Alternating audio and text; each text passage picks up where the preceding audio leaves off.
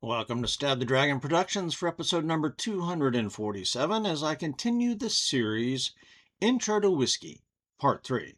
And today the question is, what is Canadian whiskey? Coming to you from Fort Worth, Texas on Saturday, February 21st, 2026, where it got up to 59 degrees, I think, today. There are dozens, scores, hundreds of videos out there on the subject of whiskey basics, introductions to whiskey, etc., but this is my approach based on my studies and experience with whiskey. So hopefully at the end of this video, I can give you some practical applications that will assist you in exploring Canadian whiskeys. What's the problem? When I began my whiskey journey about 13 to 14 years ago, I naturally started out with bourbons because I live in America, and whiskeys like Jack Daniels and Jim Beam were ubiquitous. But as I started studying the subject on Facebook and YouTube, books and articles, I began learning about all the other different kinds of whiskey, one of which was Canadian whiskey. Two things I learned right away. Generally speaking, Canadian whiskey is disparaged, looked down upon, considered to be the lowest form of whiskey in the groups that I was listening to. But secondly, I learned that the second biggest selling whiskey in America is a Canadian whiskey. So something there didn't connect. Why this disparity? On the one hand, the whiskey snobs hate it. On the other hand, everybody else loves it. It's a paradox I had to investigate. Canadian whiskey is hugely popular, yet considered to be unworthy by the whiskey experts, generally speaking. So to help untangle this dilemma for myself, I had to look at Canadian whiskey scientifically, legally, historically, and then, of course, practically. So let's ask the question, what is Canadian whiskey? Legally, this is a whiskey produced in Canada. Duh. You would think. But it can actually get complicated because there are some American whiskeys that use Canadian whiskey, but are not really called Canadian whiskey, even though when you look at the label, it's got Canadian whiskey on the label in small print. Pendleton whiskey is a great example because that's from Oregon, Hood River Distillery, but they use primarily Canadian blended whiskey that is imported to Oregon. And so it's an American company that uses Canadian whiskey. The bottle's going to tell you that this is distilled in Canada. This is a Canadian whiskey. But the label does not say in bold print, Canadian whiskey. So to be called a Canadian whiskey is therefore different from being Canadian whiskey, I think. It gets even more complex because some American companies own some Canadian distilleries and Canadian whiskey brands. Canadian Mist and Rich and Rare are two Canadian blended whiskeys that are owned by Sazerac, an American company.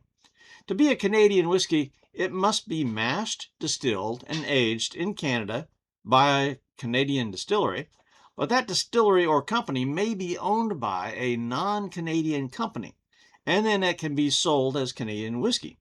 Canadian whiskey must be aged in wood casks for at least 3 years, similar to Scotch or Irish whiskeys. The whiskey must be 40 ABV or 80 proof, and it may contain caramel coloring and other flavors added, up to 9.09%. That's odd.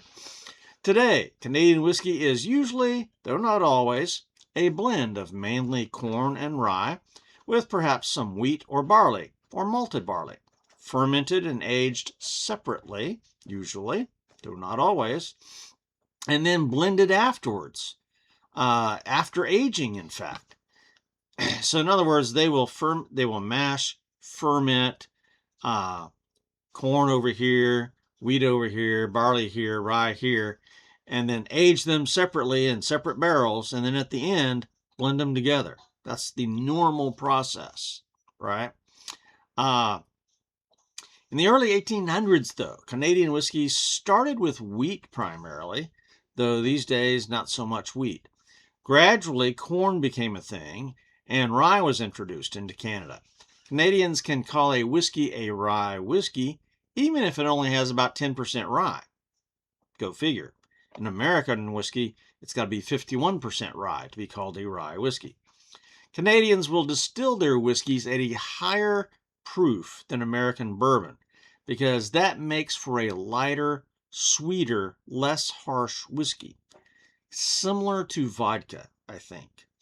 Distilling at a high proof eliminates some impurities and the bolder flavors that bourbon drinkers like, so it produces a different style of whiskey. It's more gentle. The type of wood barrels is not really specified in Canadian law that I could find, but in American bourbon and rye, it must be new charred oak barrels. Canadian whiskey can use new, used, charred, or uncharred barrels, or recharred barrels, and they can use other woods like cherry or maple. That maple, that's important. I very often get a hint of maple flavor in Canadian whiskeys. This may be part of the reason, and that 9.09% rule of added flavors may be another reason why I get maple flavor in Canadian whiskeys. Historically, two of the largest Canadian whiskey makers got their start in the 1850s. Seagram's began in 1857 in Waterloo, Ontario, but under the name of Hespeler. But by 1883, Joseph Seagram owned the company and changed its name. Canadian Club began in Ontario as well in 1858 by Hiram Walker, an American. He actually got his start in distilling in Detroit, but then due to laws in Detroit, he moved across the river into Ontario. Crown Royal was a Seagram's brand, but by the time by the time that Crown Royal was made, Seagram's was owned by Samuel Bronfman, who created the Crown Royal brand in 1939 for a visit by King George VI of England. Now, two major catastrophes in America led to Canadian whiskey becoming hugely popular in America. First catastrophe was the Civil War. American bourbon became so scarce that the young Canadian distillers filled the gap and brought in a lot of their whiskey to America. And then secondly, in the Prohibition era of the 1920s to 30s, a lot of Canadian whiskey was smuggled across the border over the Great Lakes. And then when Prohibition ended, Canadian whiskey flooded the American market because it takes a long time for bourbon to age. And Canadian whiskeys had been aging for a while, and they don't necessarily age them as long as bourbon. So the American market got flooded again with Canadian whiskeys, along with Scotch. So that's why Canadian whiskeys got kind of a head start and have been so popular for so long. Now, what are some of the best-selling Canadian whiskeys in America, or best-selling whiskeys in general? And what we're going to do, each year, and depending on your sources, you can have a little bit different arrangement. But over the years, I've been tracking this, and this is, generally speaking, with a few exceptions, how it pans out for several years. So the number one selling whiskeys, Jim Beam, Jack Daniel's, Crown Royal. And sometimes Jack Daniel's is number one, Crown Royal's number two, and Jim Beam's number three. But the list that I checked just recently had Jim Beam number one, Jack Daniel's number two, Crown Royal number three, Jameson Irish Whiskey number four, Fireball, another Canadian whiskey, number five, Maker's Mark number six, Evan Williams number seven, Wild Turkey number eight, Bullet number nine, Woodford Reserve number 10, Seagram's, but Seagram's 7 Crown is number 11. Seagram's 7 Crown is actually an American whiskey, made in America. It split off from Seagram's many years ago, and it was actually designed to be an American whiskey. Southern Comfort number 12, Canadian Club number 13, Canadian Mist number 14, Bullet Rye number 15, Knob Creek 16, Buffalo Trace 17, Four Roses 18, Old Forester 19, and Heaven Hill Bottled and Bond is number 20. So that list is for 2025 from, one source that I checked. If you checked other sources, you would have a different list. That's just how it goes. It's hard to get an authoritative list. But you'll just notice that Canadian whiskeys on this list, there's four. There's Crown Royal, Fireball, Canadian Club, and Canadian Mist. So that's pretty important that 4 out of the top 20 are Canadian whiskeys. And generally speaking, over the past 10 years or so, those same 4 Canadian whiskeys have been there. Once in a while, I've seen Black Velvet on the list. Once in a while, Seagram's VO has been on the list, but usually not until you start listing the top 25. So that shows you the place that Canadian whiskeys have in the American marketplace.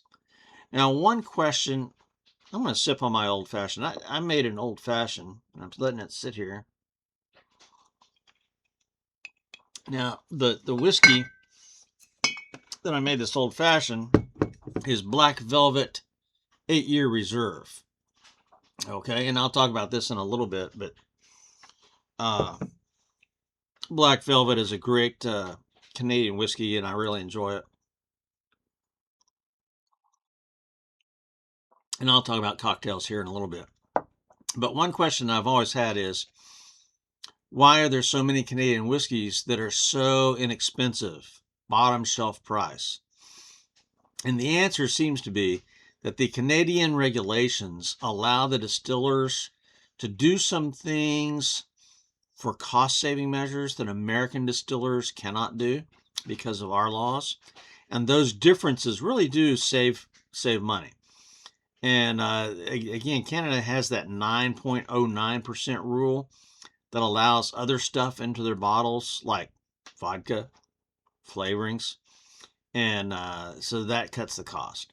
Canada also apparently has lower taxes on their distilleries to help that industry, while America tends to impose a higher sin tax on an excise tax because of our religious background. So alcohol is taxed more heavily in America. Canada produces a lot of whiskey, so you get economy of scale, and that plays a part. However, when you compare the prices of individual Canadian whiskeys like Crown Royal versus Canadian Club and Canadian Mist or Black Velvet, there you see that sometimes name recognition and popularity can allow you to price your whiskey twice as high as the competition and still come out ahead. So there you go. Competition and name recognition can sometimes lead to higher prices. But in my personal Canadian whiskey tournament, Crown Royal, the most expensive of those 5 basic blends, came in last place. Now that's just me. That's my palate. And I did a double elimination tournament that time, so it really did come in last place. But higher prices and bigger advertising does not necessarily equate into the best product every time. Now, Crown Royal is hugely popular in America. A lot of people, it's their favorite whiskey. Not with me. Would I turn it down? No, I like Crown Royal. But in my blind tournament, it came in 5th place. All right, so we've looked at it legally, historically, and scientifically. Let's do a little practical application here. How do I recommend a whiskey drinker get started into Canadian whiskey? Well, first of all, if you are legal age and you want to begin trying whiskeys, I do recommend first that you look at what foods do you enjoy. Do you have a wide palate or a narrow palate? Because there's some whiskeys that, because of their flavors, are just going to appeal. If you have a narrow palate, you may not like them. But if you've got a broad palate like me, I eat a wide variety of foods, then I'm open to a wide variety of whiskeys. Now, do you enjoy things like pancakes with maple syrup or maple-topped donuts, butterscotch candies? Do you like hot and spicy foods like jalapenos, or do you not like hot and spicy foods? Well, the Canadian whiskeys are gentle, and so if you're sensitive to hot and spicy, maybe Canadian whiskeys are for you. If you like maple syrup on pancakes, Canadian whiskeys have a little bit of maple flavoring, I think. At least I taste maple. And now, when I make an old-fashioned, I do put maple syrup in here as well, because it goes so well with the Canadian whiskeys. So look at what you like to eat. What flavors do you like? Do you like bold, harsh flavors, or do you like smooth, light flavors, right? Canadian whiskeys are less harsh. They're more gentle. They have a lower burn usually. They're nice and sweet with hints of maple.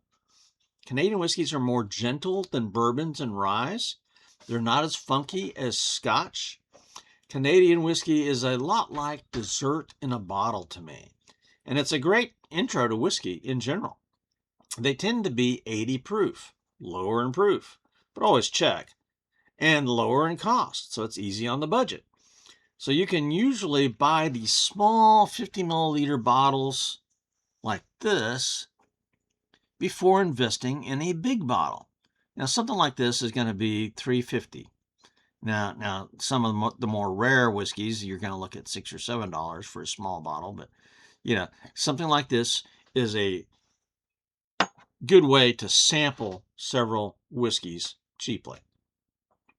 Now, Canadian whiskeys also make great mixers, like right here. And there are several simple cocktails that you can do at home. And if you know a decent cocktail bar in your area, you can go there and try some, although that can get a little expensive. So what I would suggest is, again, getting several of these little bottles and some small cans of Coca-Cola, Royal Crown Cola, Canada Dry Ginger Ale, 7-Up, and get some Crown Royal like this, or some Canadian Club or Black Velvet. And then now you wouldn't use the whole little bottle. You'd use about half of this. If you had a regular glass, just a regular glass of Coke and ice, you would mix in about half of this little bottle of your Canadian whiskey of choice, stir it around a little bit, and sip on that. And that gives you an introduction to the flavors of the whiskey. Now, I really do prefer my whiskeys neat, but cocktails are also very, very fun, very tasty, and a useful way to break into the drinking of whiskey. Now, something like Seagram's VO, this goes quite good in a 7-Up or a ginger ale. And so you would do the same thing as you would with a Coke or Crown Royal or Royal Crown Cola.